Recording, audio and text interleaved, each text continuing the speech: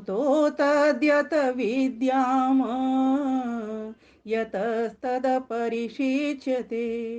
ॐ पूर्णात् पूर्णमुदचति पूर्णं पूर्णेन सिच्यते। उतो तदद्य विद्याम यतस्ततपरिशिच्यते यतस्ततपरिशिच्यते। ओ केंद्रीय आर्य युवक परिषद, केंद्रीय आर्य युवती परिषद और आर्य समाज अशोक विहार के तत्वावधान में संचालित यह कार्यक्रम बड़ा ही सुंदर, दिव्य, भव्य और सभ्य तरीके से चल रहा है, जिसमें आदरणीय अशोक विहार आर्य समाज के मंत्री आदरणीय प्रेम सचदेवा जी और प्रधान आदरणीय जीवन लाल जी, या फिर हो सकता है मैं कहने में भूल रही हूँ, दोनों को मेरा नमन वंदन। और हमारे भाई आदरणीय अनिल आर्य जी, केंद्रीय आर्य परिषद के अध्यक्ष, और बहन श्रीमती उर्मिला आर्य जी, उनको भी मैं नमन वंदन करती हूँ। वास्तव में वो वाराणसी से जुड़ी हुई हैं, ये बहुत बड़ी बात है। जो सत्संगी व्यक्ति होता है वो कहीं भी सत्संग को नहीं छोड़ता, और ये हमारे लिए एक प्रेरणा बन जाती है कि हम भी जहाँ भी जाएं वहीं से परमात्मा को याद कर सकते हैं, क्योंकि परमात्मा के लिए कहा गया है धामन धामन विराजती। वह परमेश्वर प्रत्येक धाम में, प्रत्येक स्थान में, प्रत्येक समय में विराजमान है, विद्यमान है। मैं सभी को नमन वंदन करती हूँ, और जितने भी हमारे श्रोता हैं और जितने भी भजनोपदेशक जिन्होंने सुंदर सुंदर भजन गाए, जैसे कि बहन संगीता जी, बहन पुष्पा जी और हमारे शास्त्री जी, सभी को भी मैं नमन वंदन करती हूँ। और साथ ही देश विदेश से जुड़े हुए इस कार्यक्रम में सभी भाई बहन, और विशेषकर मेरी बहुत ही प्रिय बड़ी बड़ी माताएं बहनें, माता पुष्पा जी और पुष्पा सक्सेना जी, माता आशा भटनागर जी और माता कमलेश जी, जिनका विशेष आशीर्वाद भी मुझे प्राप्त होता है, स्नेह भी मैं उनका प्राप्त करती हूँ।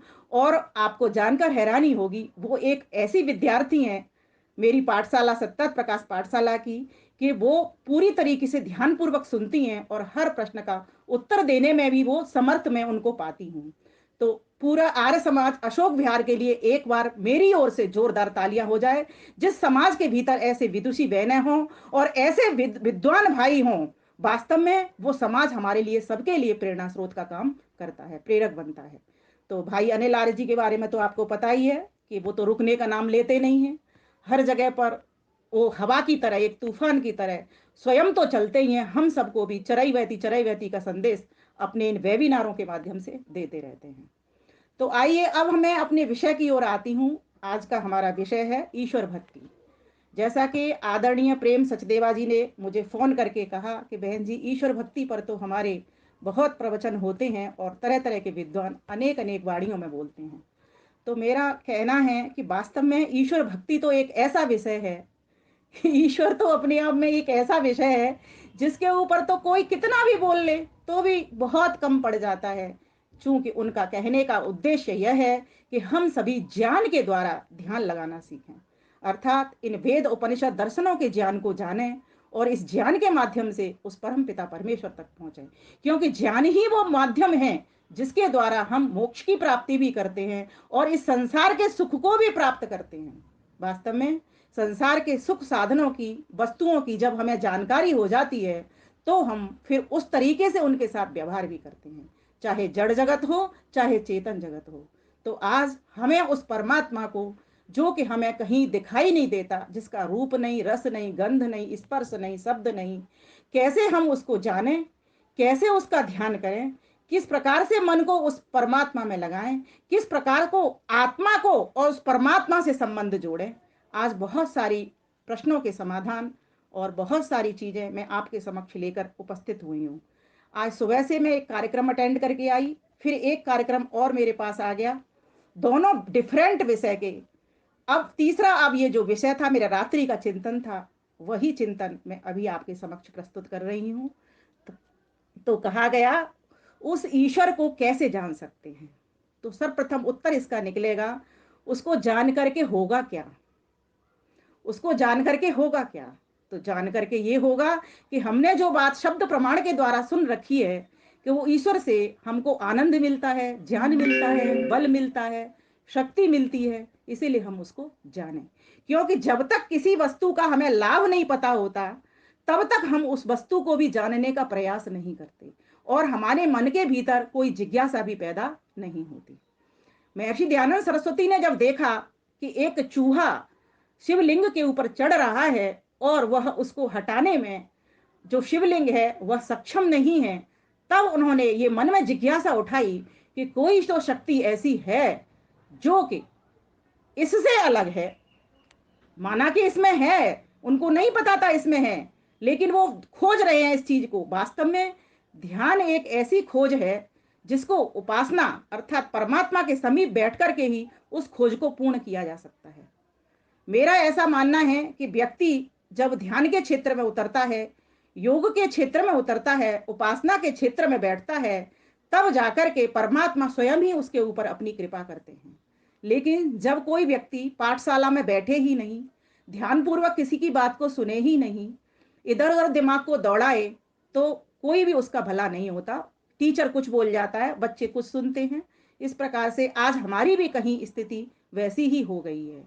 शब्द प्रमाण हमारे पास हैं, वेद का ज्ञान हमारे पास है, 6 दर्शनों का ज्ञान हमारे पास है, उपनिषद 11 उपनिषद जो मान्यता प्राप्त है उनका ज्ञान हमारे पास है, ब्राह्मण ग्रंथों का हमारे पास ज्ञान है, उपवेदों का हमारे पास ज्ञान है, और निरुक्त आदि 6 जो वो हैं हमारे शास्त्र उनका भी हमारे पास ज्ञान है। लेकिन फिर भी ऐसा क्या कारण है कि हम उस परमात्मा से संबंध को नहीं जोड़ पाते। तो आइए सर्वप्रथम मैं कुछ लाभ आपके लिए नोट किए हैं कि सर्वप्रथम हम उसका लाभ जान लें, क्योंकि जब तक किसी भी वस्तु का हमें ज्ञान का उसका लाभ नहीं पता होता, तब तक हम उस काम में सफल नहीं होते। तो परमात्मा से संबंध तभी जुड़ सकता है जबकि उसका संबंध जुड़ने का लाभ मिल जाए, लाभ हमें पता पड़ जाए। तो पहला लाभ, पर्वत के समान कष्ट आने पर भी जो उपासक है, जो साधक है, वह किसी से भी फिर भय से घबराता नहीं, डरता नहीं, सबको सहन कर जाता है। कितनी भी आंधी आए, तूफान आए, सबको पार कर जाता है। बताइए कौन चाहता है कष्ट में रहना? कोई नहीं चाहता। जब ऐसा लाभ मिले कि कष्ट आने पर भी कष्ट की प्रतीति नहीं हो, दुख आने पर भी पर्वत जैसा और हमको प्रतीत ना हो, तो ये कितनी बड़ी बात है। और ये सिर्फ और सिर्फ ईश्वर से संबंध जुड़ने पर ही हो सकता है। तो लाभ अगर चाहें तो आप नोट कर सकते हैं। बहुत मेहनत आपके लिए, मेरी इच्छा होती है, आपके लिए मेहनत करते करते मेरी भी मेहनत होती है, मैं भी उस ज्ञान को पाने के लिए आगे बढ़ रही हूँ। दूसरी बात, उसे ऐसा सामर्थ्य प्राप्त होता है कि वह सदा सत्य ही बोलता है, सत्य ही सुनता है, सत्य ही कर्म करता है, सत्य ही सबके साथ व्यवहार करता है। उसको ऐसा लाभ प्राप्त हो जाता है। बताइए ऐसा लाभ प्राप्त हो जाए तो फिर उसके लिए तो सभी देवी देवता हाथ जोड़कर खड़े हो जाएंगे। तो ऐसा लाभ कौन प्राप्त करना नहीं चाहेगा? ये परमात्मा से संबंध जोड़ने का लाभ है। तीसरी बात, उसे ऐसी पवित्रता प्राप्त होती है कि वह फिर अभक्ष्य पदार्थों को भक्षण नहीं करता। कोई भी मांस आदि, शराब आदि, बीड़ी सिगरेट आदि ऐसे पदार्थों का वह सेवन नहीं करता। वह सदा सात्विक और जो न्याय के रूप से कमाया हुआ जो धन है उसको प्राप्त वो करता है। बताइए ऐसा लाभ अगर किसी को पता चल जाए तो व्यक्ति फिर क्यों नहीं उस परमात्मा से संबंध को जोड़ेगा? अगली बात, उसे मान मिले या सम्मान मिले, फिर वह कभी दुखी नहीं होता, कभी विचलित नहीं होता। उसको कोई फूलों का हार पहनाए या उसके ऊपर कोई कांटे फेंके, वह व्यक्ति फिर कभी भी विचलित नहीं होता। महर्षि दयानंद सरस्वती जैसे महान पुरुषों के ऊपर खूब कांटे फेंके जाते हैं और फेंके गए थे। और आज भी आप देख रहे हो, जो भी व्यक्ति समाज का, राष्ट्र का काम अपने हाथ में लेता है, उसको कितनी गालियां पड़ती हैं, कितनी निंदा सुननी पड़ती है, कितनी उसको लोग बुरा भला कहते हैं। और आज देश के अंदर आप देख ही रहे हो। लेकिन जब ऐसा व्यक्ति जो परमात्मा का भक्त है, जब परमात्मा की सन्निधि कर लेता है, उससे संबंध जोड़ लेता है, तो उसको ये लाभ प्राप्त हो जाता है कि अब वो मान अपमान सबको पीछे छोड़कर अपने काम को आगे करने के लिए बढ़ जाता है और उस परमात्मा की सन्निधि को पूरी तरीके से प्राप्त कर लेता है। आगे, उसे ऐसा सामर्थ्य प्राप्त होता है कि वो सबके साथ फिर प्रेम का व्यवहार करता है। अब उसे किसी से न राग होता, न द्वेष होता, सबके साथ वो प्रेम का बर्ताव करते हुए आनंद की प्राप्ति करता है। बताइए कौन नहीं चाहता कि मुझे आनंद प्राप्त हो। तो ये लाभ ऐसे ही साधक को, ऐसे ही उपासक को प्राप्त हो जाता है। आगे, ऐसा व्यक्ति जो परमात्मा के पास बैठता है सदा निष्काम कर्म करता है। ध्यान देना, यह मात्र एक ऐसा कर्म है जो कि परमात्मा से जोड़ने वाला है। बाकी के सकाम कर्म तो संसार से जोड़ने वाले हैं, क्योंकि उनमें स्वार्थ है, उनमें मोह है, उनमें अविद्या है, उनमें अपना मेरी है, उनमें मैं ममत्व का भाव है। इसीलिए परमात्मा से संबंध जोड़ने के बाद व्यक्ति फिर वह, उसका फिर अपना मेरा कुछ भी नहीं होता, सब कुछ तेरा तेरा होता है। तो ऐसा लाभ उसको प्राप्त हो जाता है।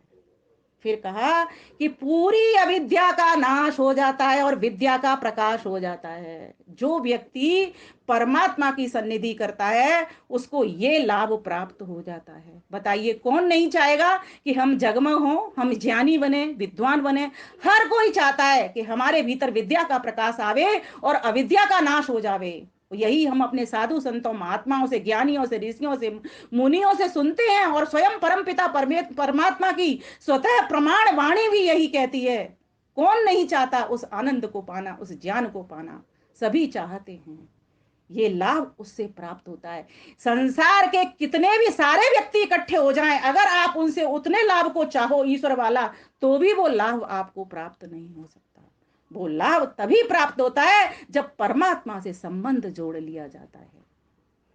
और आगे कहा, ऐसा व्यक्ति ही परमात्मा के न्यायकारिता स्वरूप को वर्ण कर लेता है। अब ऐसा व्यक्ति सबके साथ न्याय करता है। जब सबके साथ न्याय करता है तो वो दुखी होगा क्यों? वो तो साफ साफ बात कहता है, ये चीज ऐसी, ये वस्तु ऐसी, ये व्यक्ति ऐसा, ये व्यक्ति ऐसा। सबके साथ न्याय कर रहा है, अब उसको आवश्यकता नहीं रहती। और कहा कि ऐसा व्यक्ति फिर अब इंद्रिय जित हो जाता है, अपने मन को और इंद्रियों को जीतने वाला बन जाता है, जो परमात्मा की सन्निधि को प्राप्त कर लेता है। तो जब इतने लाभ, और भी बहुत सारे लाभ हैं, ये मेरे चिंतन के भीतर आए हैं, और भी बहुत सारे लाभ परमात्मा के पास बैठने से होते हैं। अब प्रश्न ये आता है, जैसा कि विषय है हमारा, कि परमात्मा से हम संबंध जोड़ें तो जोड़ें कैसे?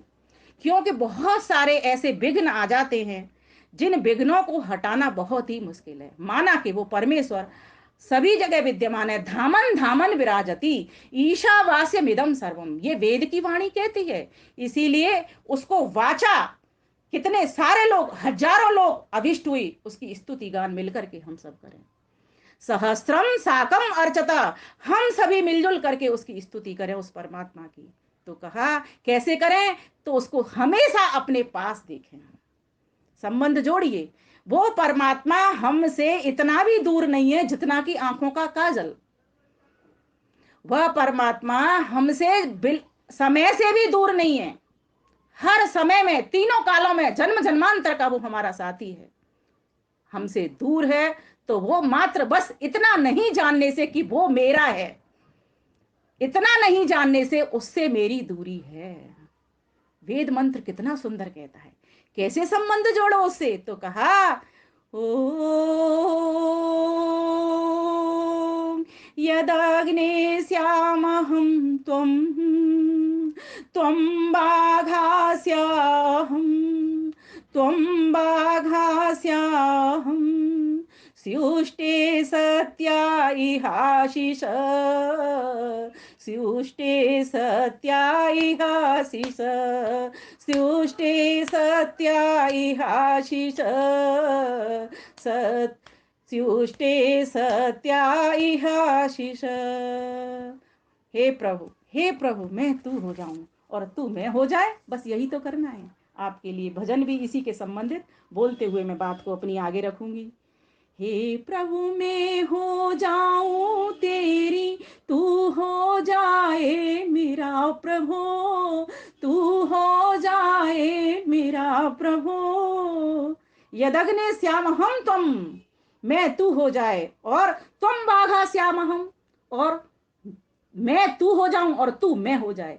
हे प्रभु मैं हो जाऊं तेरी, तू हो जाए मेरा प्रभु। भेद भाव सब मिटे हमारा, सत्य चाह कर पूर्ण प्रभु। भेद भाव सब मिटे हमारा, सत्य चाह कर पूर्ण प्रभु। तुम तो अपने हर एक सुत पर, तुम तो अपने हर एक सुत पर धरते हो सममंगल हाथ, धरते हो सममंगल हाथ। किंतु मैं ही मद मोह लोभ में लेता हूँ खुद स्वयं को बांध, लेता हूँ खुद स्वयं को बांध।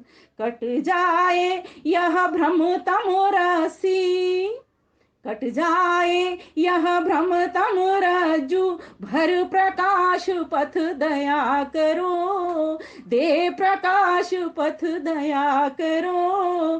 भेद भाव सारा मिट जाए, सत्य चाह कर पूर्ण प्रभु। तब आशीष हो सफल प्रभु। हे प्रभु मैं हो जाऊं तेरी, तू हो जाए मेरा प्रभु, तू हो जाए मेरा प्रभु। भेद भाव सारा मिट जाए, सत्य चाह कर पूर्ण प्रभु, सत्य चाह कर पूर्ण प्रभु। दुनिया के लोगों को ये समझ नहीं है, जब वो एक गद्दी का मालिक हमारा हो जाता है, हमारा संबंध उससे जुड़ जाता है, तो सारी चीजों के, वस्तुओं के मालदार तो हम स्वयं ही हो जाते हैं, क्योंकि हम उसके पुत्र हैं। हमारा उससे पिता पुत्र का संबंध है, हमारा उससे स्वामी सेवक का संबंध है। वो हमारा स्वामी है, हम उसके सेवक हैं। हमारा उससे राजा प्रजा का संबंध है, वो हमारा राजा है, हम उसकी प्रजा हैं।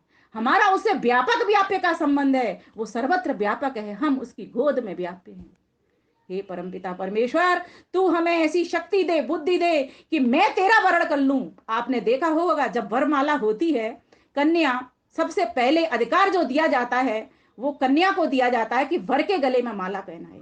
ईश्वर की ने कितनी बड़ी दया की है हमारे ऊपर, कितनी बड़ी कृपा की है। ये माला पहनाने का जो दायित्व है मुझ कन्या अर्थात मुझ जीवात्मा को दिया हुआ है कि तू मेरे गले में माला डाल, फिर मैं तेरे गले में माला डालूंगा। अर्थात जीवात्माओं का क्या कर्तव्य है, भक्तों का क्या कर्तव्य है, ईश्वर का वर्ण कर ले। वरेण्यम, वही एक वरेण्यम ग्रहण करने योग्य पति है।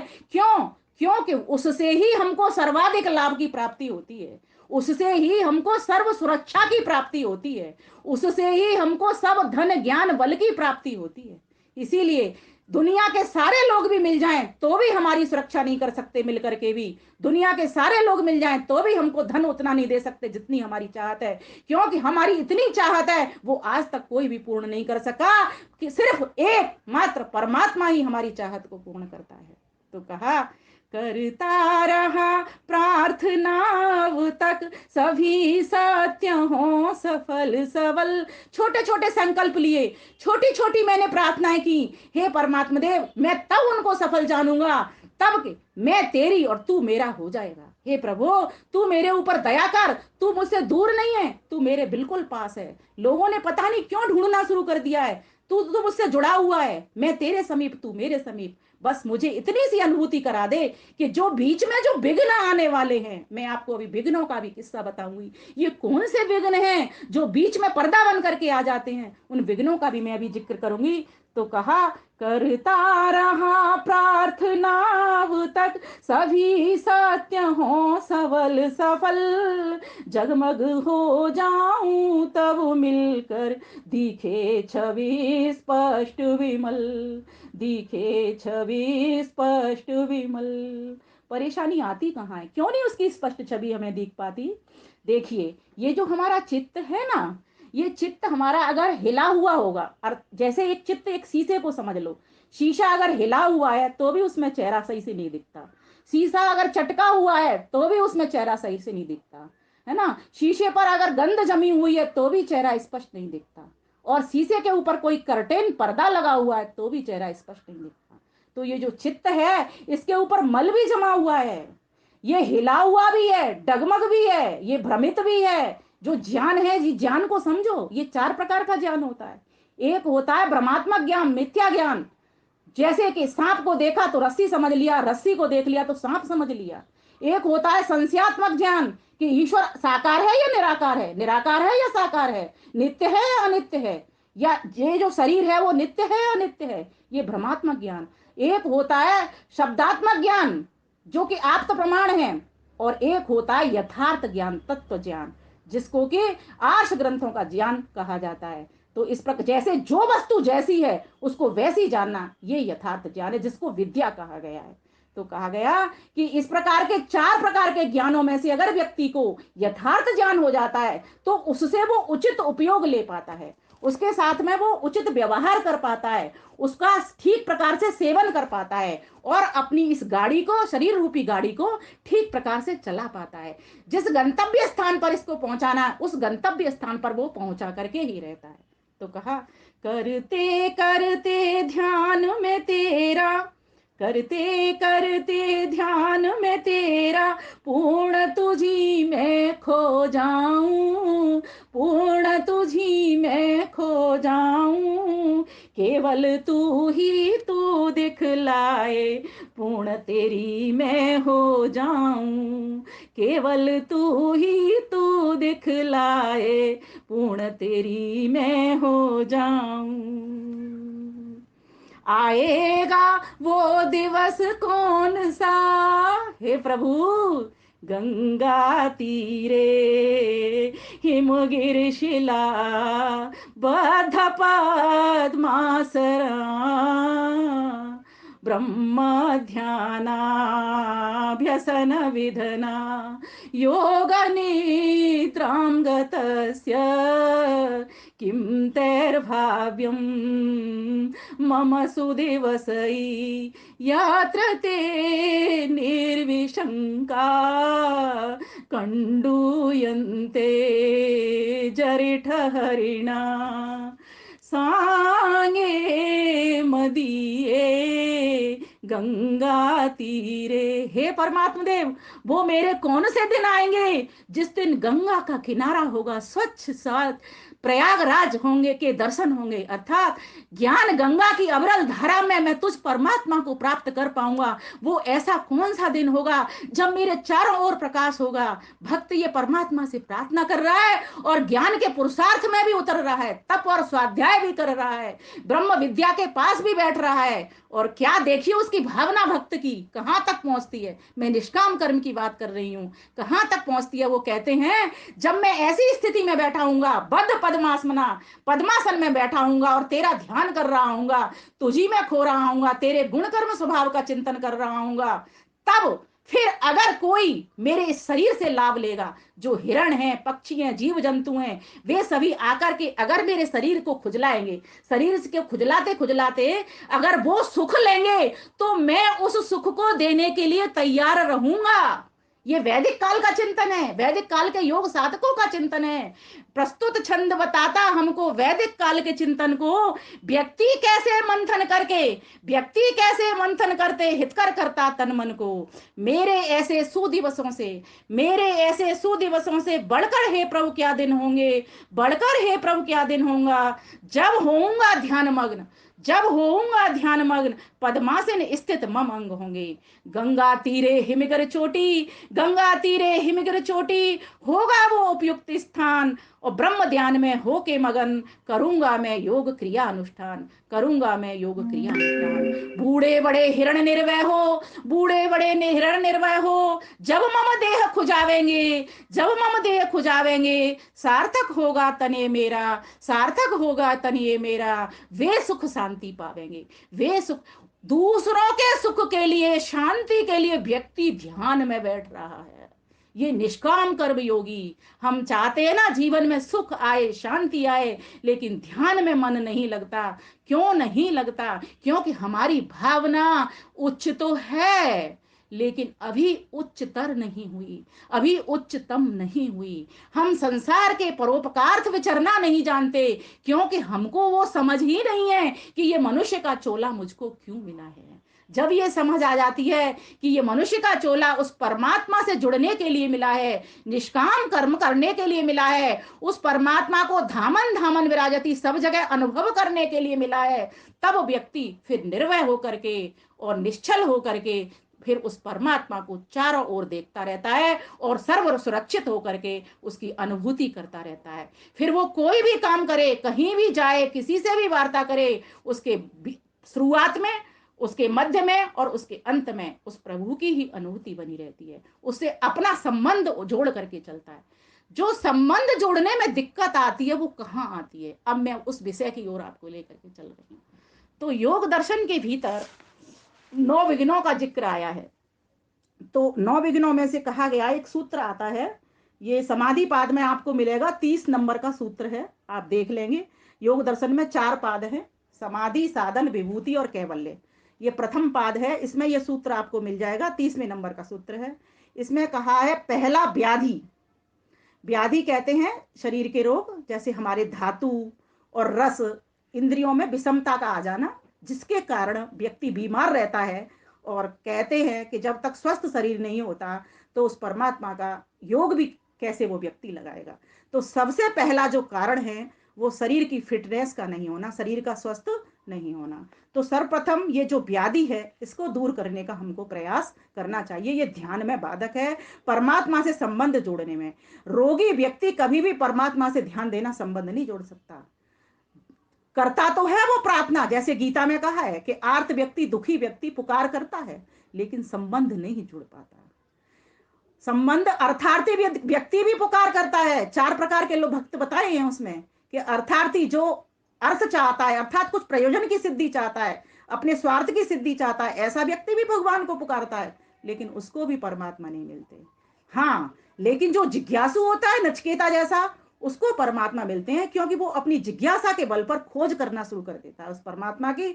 और वो देखता है कि परमात्मा दूर तो है ही नहीं, परमात्मा तो यही है। कस्तूरी कुंडल वसे मृग ढूंढे बन माए, ऐसे घट घट ओम है दुनिया देखे बनाए। दुनिया देख नहीं रही है, हमारे पास ही बैठा हुआ है वो। बस जो विघ्न है उनके कारण उससे संबंध नहीं जुड़ पाता। तो व्याधि के कारण संबंध नहीं जुड़ता। दूसरा का स्त्यान, अर्थात सत्य में अप्रीति, प्रेम का नहीं होना, क्योंकि वो जानता नहीं है सत्य क्या है। जिस दिन उसको यह बोध हो जाता है कि सत्य क्या है, ध्यान दीजिए, सत्य 3 चीजें हैं, ईश्वर, जीवात्मा, प्रकृति। जीवात्मा संसार में आकर के, विकृति में आकर के और अपने स्वरूप को भूल जाता है, जबकि उसका स्वरूप तो शुद्धो अपि प्रत्यय अनुपस्य है। उसका स्वरूप तो दृष्टादृशी मात्र है। योग दर्शन कहा है कि शुद्ध स्वरूप है, वह देखने वाला है, ज्ञान करने वाला है, लेकिन इस संसार में आकर के वो बुद्धि के अनुरूप, प्रत्यय अनुपस्य है, बुद्धि के अनुरूप अपने आप को देखना शुरू कर देता है। इसीलिए परमात्मा से उसका संबंध नहीं जुड़ पाता। ये बीच की दरार है, बीच का कर्टेन है। तो व्याधि को छोड़ें और इस स्त्यान को अर्थात मिथ्यावाद को छोड़ें, सत्य से प्रेम करना सीखें। तीसरी बात कही संशय, भ्रमात्मक ज्ञान, संशयात्मक ज्ञान, अर्थात कौन वस्तु कैसी है उसका यथार्थ ज्ञान करें। संशय में ना पड़ें कि ईश्वर साकार है या निराकार है। उसके ऊपर खूब सारा शोध करें, खूब सारे चीजों को, सूत्रों को, आर्ष ग्रंथों का पठन पाठन करें। उससे ये स्पष्ट हो जाता है कि ईश्वर निराकार है, साकार नहीं। क्योंकि साकार वस्तु एकदेशी होती है, परमात्मा सर्वदेशी है। साकार वस्तु सीमित होती है, परमात्मा असीमित है। साकार वस्तु का एक एरिया, दायरा होता है, लेकिन परमात्मा अनंत है, उसका कोई दायरा नहीं है, असीम है, अनंत है, ना उसकी कोई था, इसलिए उसको अथा भी कह दिया जाता है। और ऐसा निराकार वस्तु ही सर्वव्यापक हो सकती है, ये मुख्य कारण है। और चेतन वस्तु हमेशा निराकार ही होती है, साकार जड़ वस्तु होती है। ये पॉइंट, 5 पॉइंट ध्यान रखने के हैं कि कैसे हम उस बात को जानें कि सत्य क्या, असत्य क्या।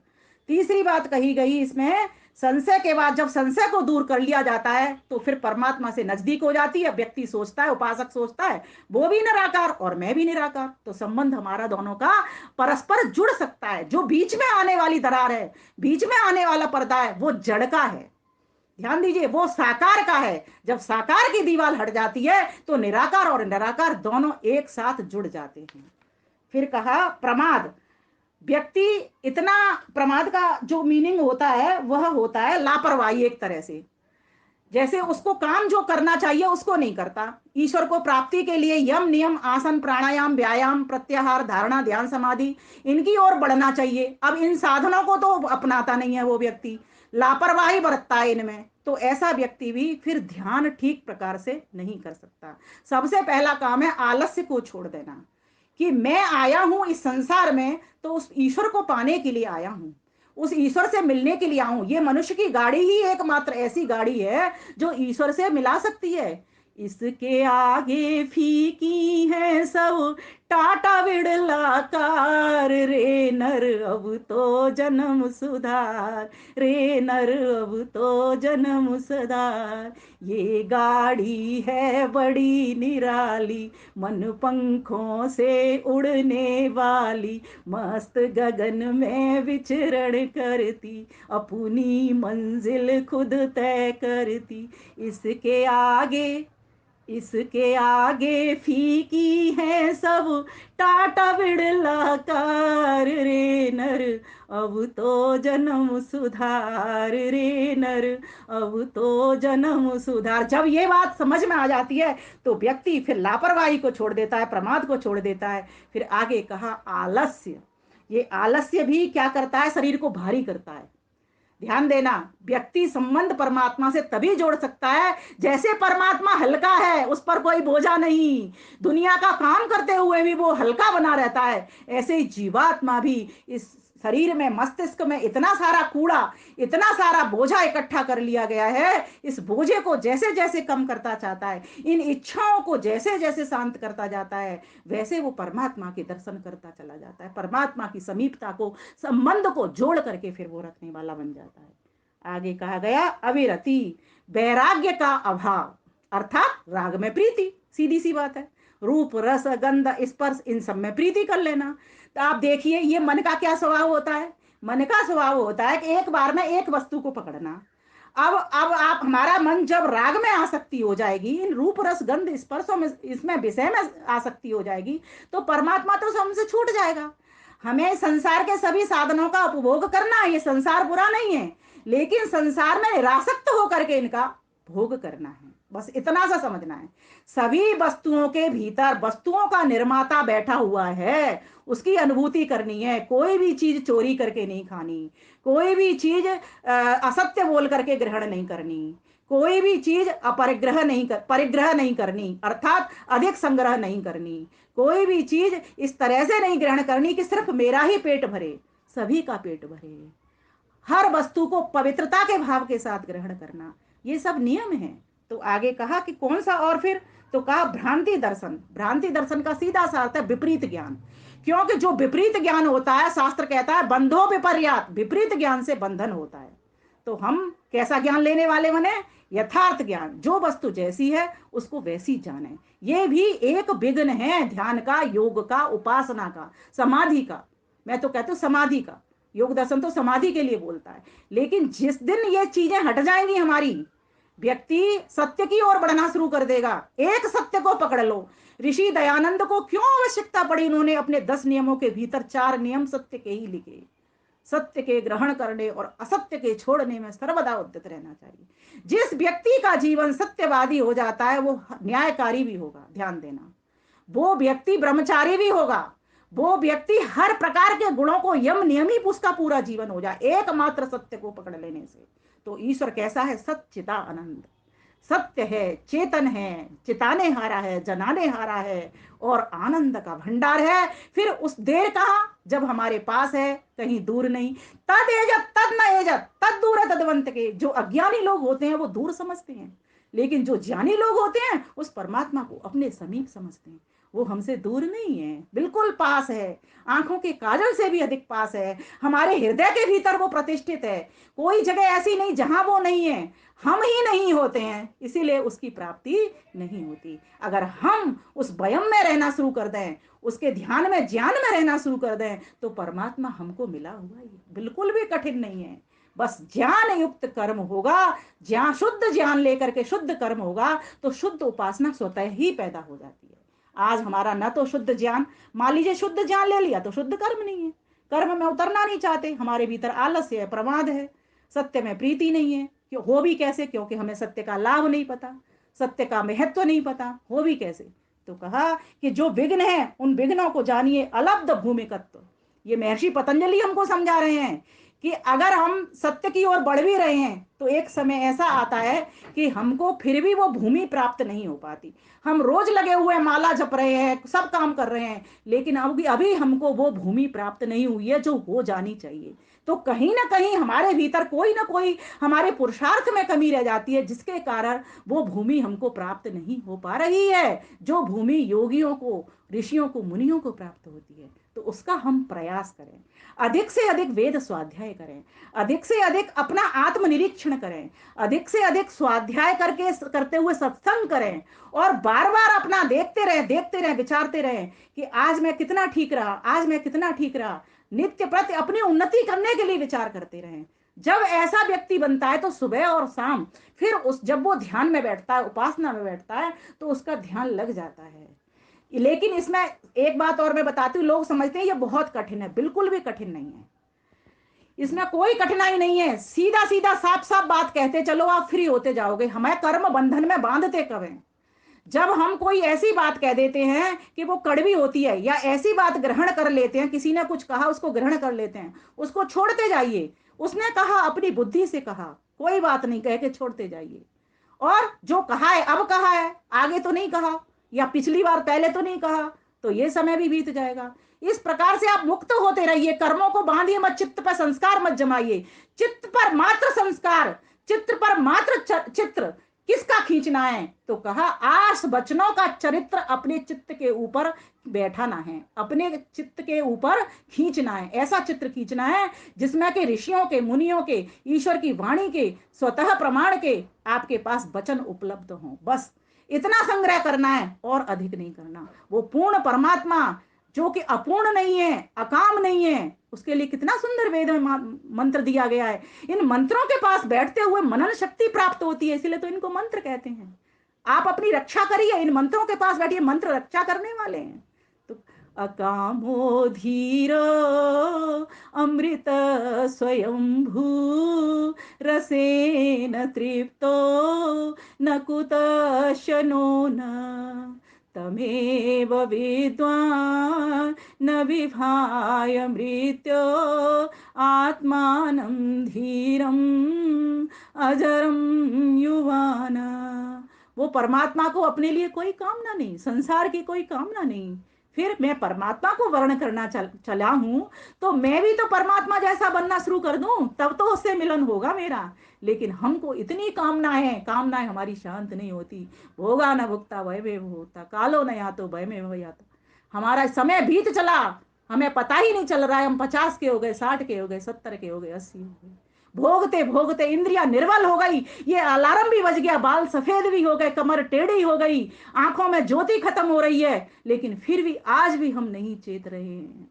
भाइयों बहनों, अब तो विचार करो कि ये मनुष्य की गाड़ी कहीं आपकी व्यर्थ न चली जाए। ये तो मंजिल को प्राप्त करने के लिए मिली है। इसीलिए जो परमात्मा से संबंध जोड़ने वाले विघ्न हैं, उनको हटाते जाओ, परे सरकाते जाओ। बहुत आसान है, कोई दिक्कत नहीं है इसमें। जीवन को बस परमात्मा की वेद वाणी के अनुसार जीना शुरू कर दो, बहुत ही आसान है। तो आगे कहा, अनवस्थितत्वम, अर्थात ध्यान भी लग जाता है व्यक्ति का, समाधि भी लग जाती है, फिर भी अब वो स्थिति नहीं बनती जो पहले बन गई एक बार। मैंने देखा है, कई लोग कहते हैं कि हमारा परसों तो ध्यान बड़ा अच्छा लगा था, लेकिन 2 दिन से हमारा ध्यान ही नहीं लग रहा। तो हम करें तो करें क्या? तो कहा कि तुमने कहीं ना कहीं पुरुषार्थ में कमी छोड़ दी। तब तक तुम चढ़े थे, बढ़े थे, पहुंच गए, मंजिल पाने में एक स्टेप रह गया बस। अब वापस तुम्हें चढ़ना है तो उतनी तेज गति से आपको फिर वापस वापस उस मंजिल तक पहुंचना है। जरा सा भी आलस्य मत करिए। संसार के पदार्थों को उपयोग करिए, सेवन करिए, उपभोग करिए, वितरण करिए। अकेले मत खाइए, तेन त्यक्ते न भुंजीता, त्याग भाव से रहिए, निष्काम कर्म करिए। जो व्यक्ति अपने जीवन को ऐसा बना लेता है, परोपकार में बना लेता है, नदियाँ पिए न कभी अपना जल, वृक्ष खाए न कभी अपना फल, अपने तन को, मन को, धन को ईश को दे जो दान रे, वो सच्चा इंसान। वो सच्चा इंसान। ये तो जड़ पदार्थ है तब परोपकार कर रही है। मैं तो चेतन आत्मा हूं। मुझे तो परमात्मा ने मनन करने के लिए मन दिया, चिंतन करने के लिए, निर्णय करने के लिए बुद्धि दी। मन बुद्धि मेरे पास ऐसे यंत्र थे जिनसे मैं इंद्रिय विजित हो सकता था, लेकिन मैंने इन इंद्रियों का द्रोहम किया, अर्थात मैंने इन इंद्रियों का शोधन नहीं किया, मैंने इन इंद्रियों को संयमित नहीं किया, क्योंकि मैंने इन इंद्रियों को अपना स्वामी समझ लिया। मैं अपने इंद्रत्व को भूल गया, मैं अपने हंसत्व को भूल गया। मेरे साथ उच्चारण करिए मन मन में, अहम इंद्रो अस्मि, मैं इंद्र हूं। मेरे पास परमात्मा ने अपना पुत्र बनाने के लिए खूब सारा शक्ति दी है, खूब सारा सामर्थ्य दी है, खूब सारा बल दिया है। मैं इन शक्तियों को समझने वाला बनूं, मैं अपनी सामर्थ्य को समझने वाला बनूं, और इस शक्ति और सामर्थ्य को अच्छे कामों में लगाने वाला बनूं, धर्म कार्य में लगाने वाला बनूं, वेद कार्य में बनाने वाला बनूं, और यज्ञ कार्य में लगाने वाला बनूं, योग मार्ग पर बढ़ाने वाला बनूं। हे परमात्मा देव, मुझे ऐसी शक्ति दीजिए, मुझे अपने प्रति भक्ति दीजिए। माना कि आप मुझसे दूर नहीं हैं, लेकिन कहीं ना कहीं ये जो मेरे विघ्न हैं, ये मेरा